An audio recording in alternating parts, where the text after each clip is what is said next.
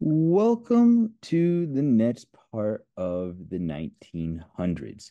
When we last left off, the Great Depression was ravaging the world, and a lot of countries were getting extremely desperate. This opened the door to extreme people like Adolf Hitler, Benito Mussolini, and other dictators of that sort. Those dictators came in with a plan, and while that plan might not have been the best, at least they had one. The rest of the world or old other leaders at that time might not have had that plan, or just their plans were failing. And desperate times call for desperate measures. Desperate people allow very extreme people to happen. And throughout the 30s, when the Great Depression was roaring, these dictator countries started to actually look like, now it wasn't actually, but they looked like they were improving. They looked like it was starting to get better, at least in their sense, what they were promoting, what they were showing. And so the plan started to work and they got more and more power. And next thing you know, on September 1st, 1939, Adolf Hitler invades Poland, which was the last straw for all the different countries, domino affecting, and we have World War II.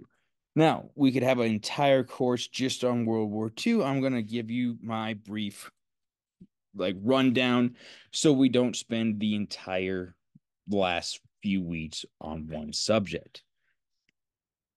When Hitler invades Poland, he had already made an agreement with Stalin and kind of cut off the advancements of Soviet Union to Germany, and he kind of stopped invading in Poland so he wouldn't take on the Soviet Union. So he was, unlike World War One, Germany only had to fight a one front war.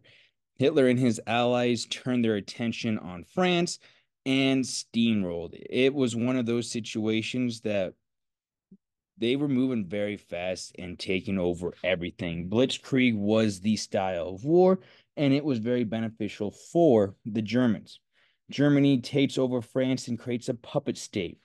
And with that kind of being said, it wasn't like France and Great Britain weren't trying to fight. They just weren't ready. Hitler spent most of the 30s building up his army, building up his positions, where Great Britain and France was trying to just survive and avoid another war. World War One had still left its mark and was being a big pain in their butts. So with Hitler taking over all of France, he moved further than Germany did in World War One, and Great Britain was being pushed to the breaking point. Neville Chamberlain was pushed out.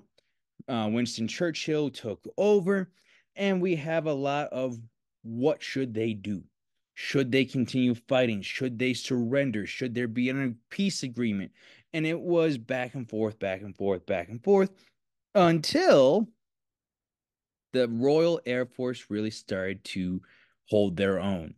So Hitler was having his planes bomb Air Force bases. He was bombing and he was destroying morale. And more importantly, he was destroying military weapons for the British.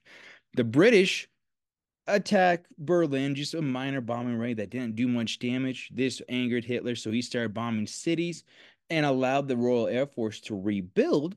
And that was his very first, like Hitler's big first major mistake. And so rebuilding the Air Force allowed them to reclaim the air. And being an island country, Hitler would have had to cross the English Channel, but that Air Force did not allow them to.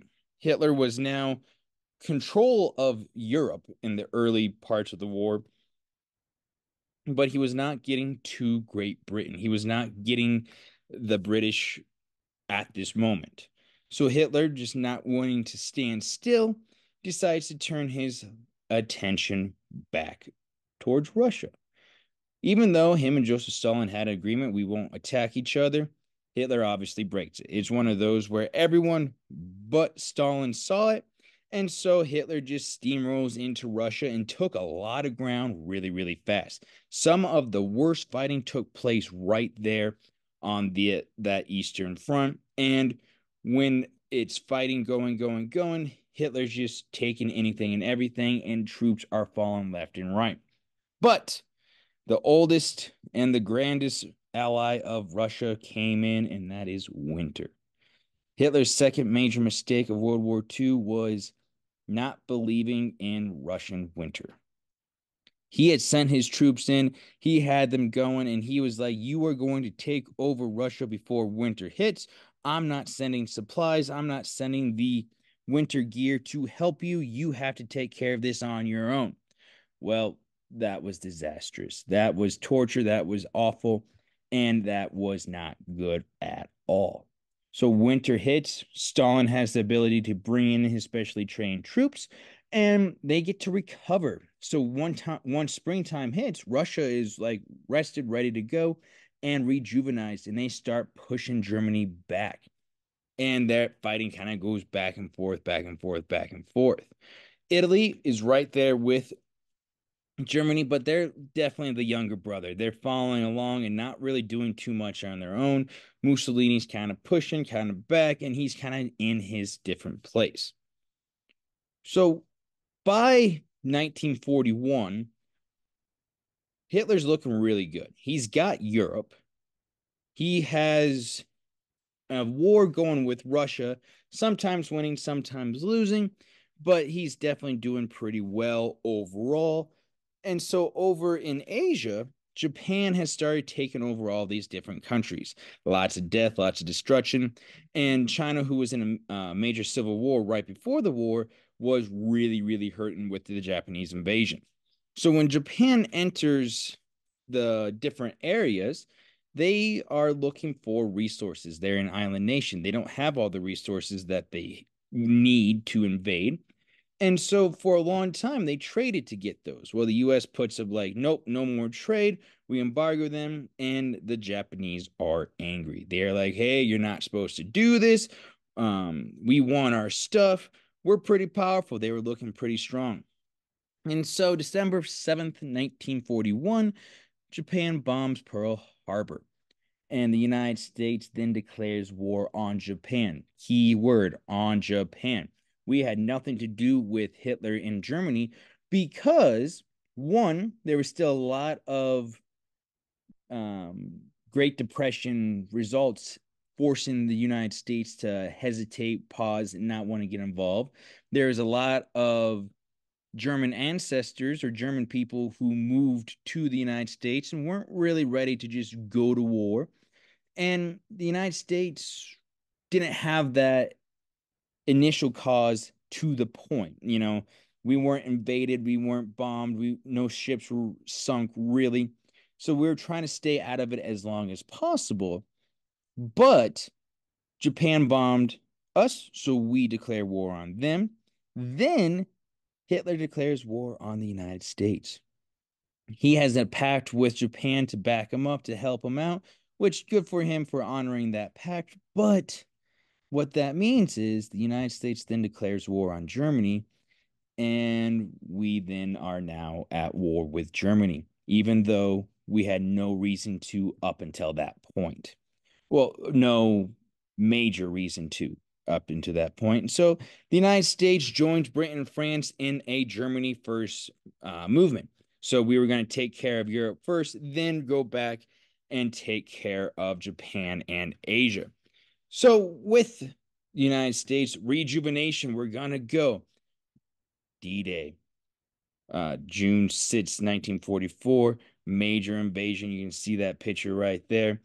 And we start that push back. Russia's pushing from the east, United States, Great Britain, France pushing from the west, and we race to Berlin. Who's going to get there first? Because that has huge implications for the next like 30, 40 years.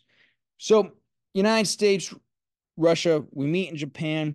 Hitler commits suicide on April 30th, 1945, and Germany surrenders May 7th, 1945. So it's VE, victory in Europe. The rest of the world is celebrating, yeah, we did it. United States is like, we still got to go to Japan. So we had help from Great Britain, France, but when it comes to Japan, it was very much a United States island hopping campaign. So, with the island hopping campaign, we just went to different islands in the Pacific and pushed the Japanese back, push them back, push them back. And we kept doing that until we got extremely close to the mainland of Japan. Then the idea, the wonder, the concern was, do we invade mainland Japan, or do we use this brand new bomb that we invented? The atomic bomb was not an overnight decision to use. A lot of people pushed yes, a lot of people pushed no, and it was a grand debate. When we dropped the bomb on Hiroshima August 6th, 1945, and Nagasaki August 9th, 1945, it was because they believed more people would have died in a mainland invasion than what those bombs killed. They caused huge, massive destructions, and the nuclear fallout, the radiation afterwards caused even more. But it did a trick in September 2nd, 1945. World War II is done. No longer part of it's now history.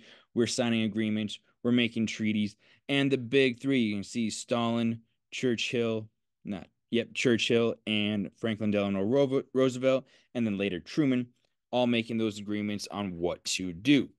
One of those things they decided to do was split Germany into four. United States, British, and France got part, and Soviet Union got the other part.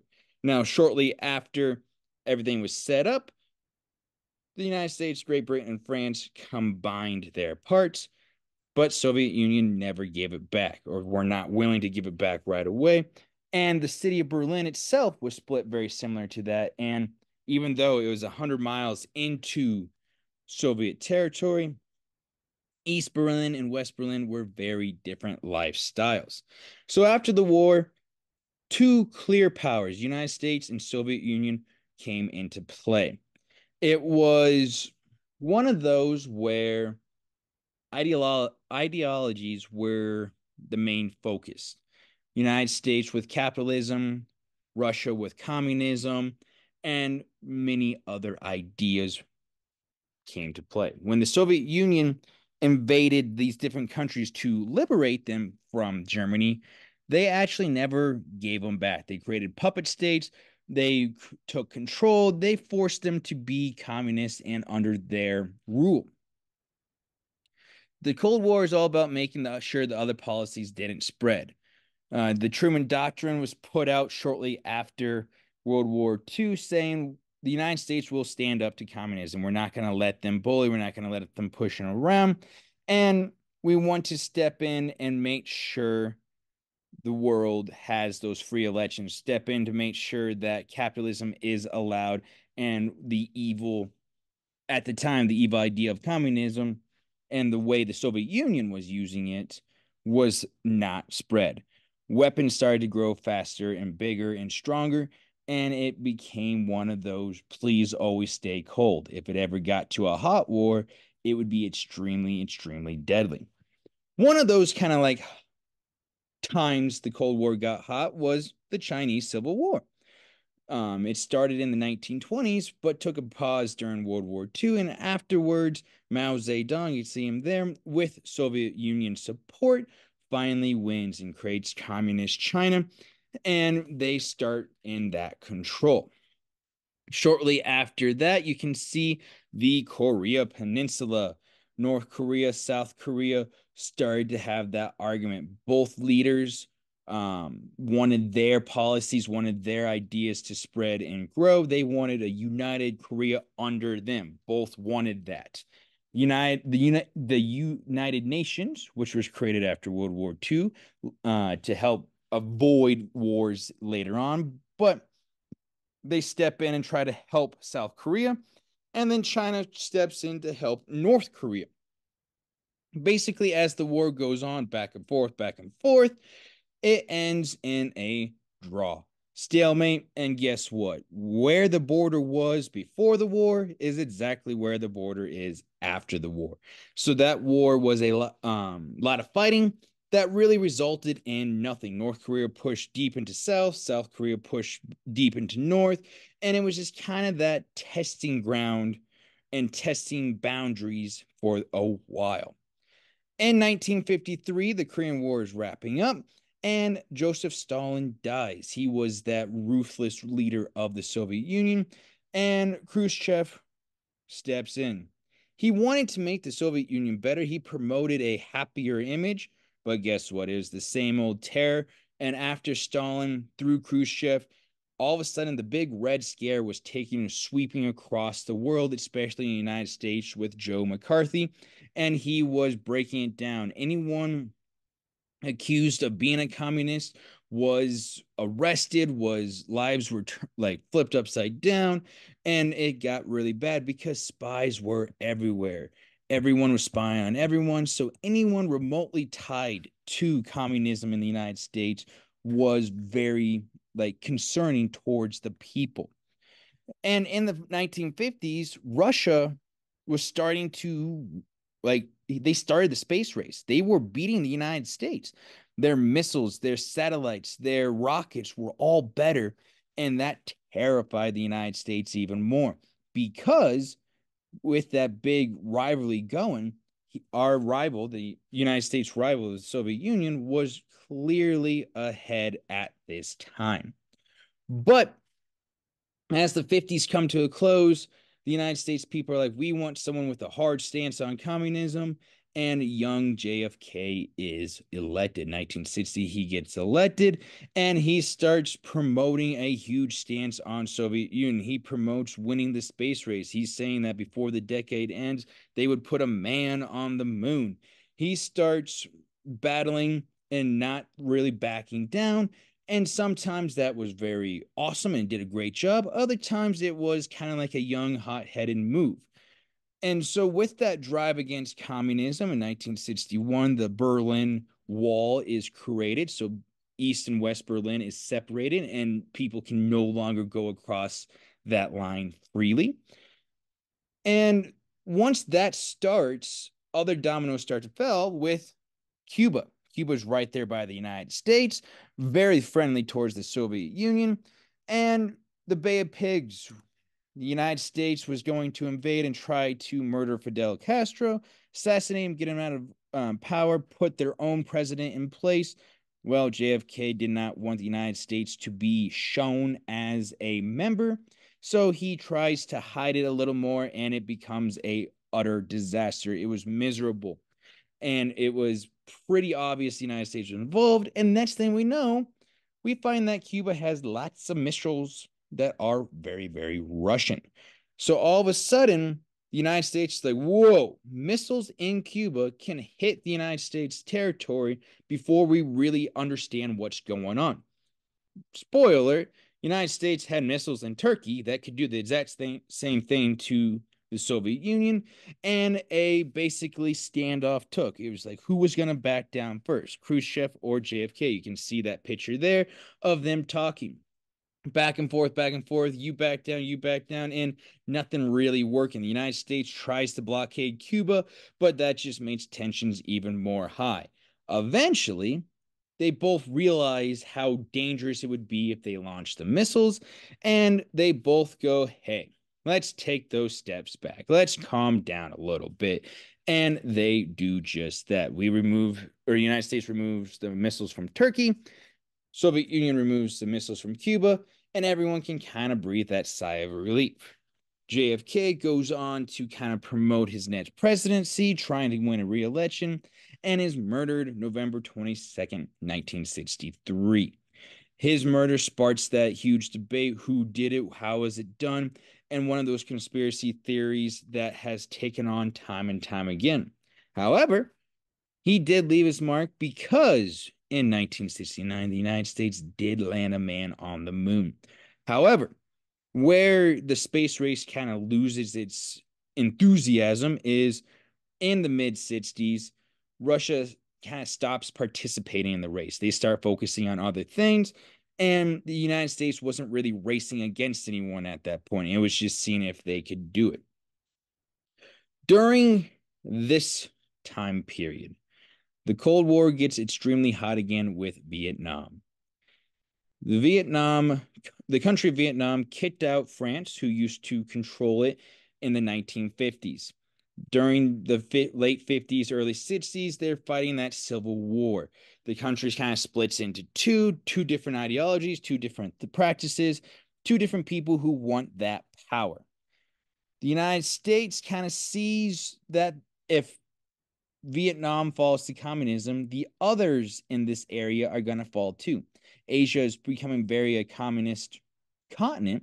And once one domino falls, the others can as well. So the United States starts to fund and sends other people in.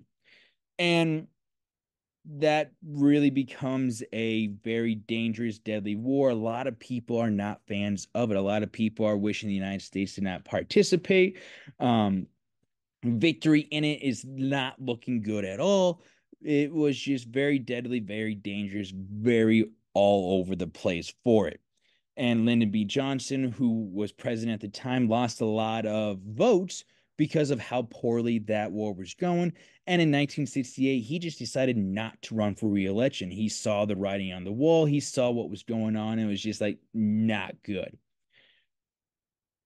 Nixon takes over in 1968 and realizes if he's going to um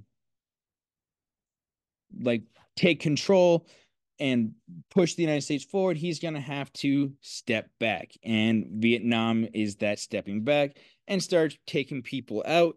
And Vietnam falls pretty shortly after that. And then by the 1970s, Nixon is looking good on other parts until the Watergate scandal happens and he resigns, allowing Gerald Ford to take over and pardon him right away. So the Cold War by no means is over, but after the mid 70s, it cools down quite a bit in the sense that both sides are starting to realize, okay, we can't keep this up. Let's switch it up back and forth a little bit and rearrange from there. And if we're going to talk about this time period, the civil rights movement needs to be discussed. People like Rosa Parks, Martin Luther King Jr., Malcolm X led demonstrations, led people to see that racial tensions have been high since the Civil War. It was one of those things where Jim Crow laws, segregation, kept pushing, hitting, and changing ideas that might not have always been in relation with the law. And a lot of change happened, but not all good and not all what was supposed to. So the big thing at this time was separate but equal. And that clearly was not the case. There was trying to keep that segregation alive. And they, with the board of, with Brown versus Board of Education, they showcased that it's not good. It's not equal. Separate is not a good thing. And they had to start integrating schools. They had to start allowing integration to happen, pushing the country forward. And a lot of people pushed back. In Little Rock, Arkansas, the Little Rock Nine were the first 9 people to really try to go into that integrated schools. And the president had to step in and push the troops to help protect them and lead them to that case. Protests, peaceful, sometimes turned violent. Martin Luther King showing there makes his major speeches, and they really start pushing forth the idea of being one nation, working together, enjoying each other's company. Laws enacted in 1957, 1964 helped the movement, but it's one of those where the civil rights itself has made leaps and bounds, but definitely during this time period was pushed back at every point and has had that debate, and that debate can go on and on and on. Martin Luther King Jr. is assassinated in the late 1960s, making another major point in that whole racial tensions. So, this is a very brief history from 1939 to basically 1969, mid 1970s. I could go deep dive in it all, and I would love to do more and more, but this video would go on forever, and we would definitely be missing stuff. So this brief overview is definitely what this course is all about. You get to become the experts and deep dive one of those topics.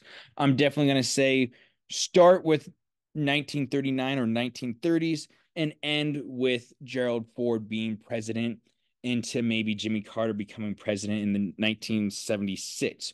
Because next week, our final week where we really wrap up all this lovely stuff, or one of our final weeks, I should say, is where we're going to go from basically the 1980s to today and relying on some musical help of Billy Joel.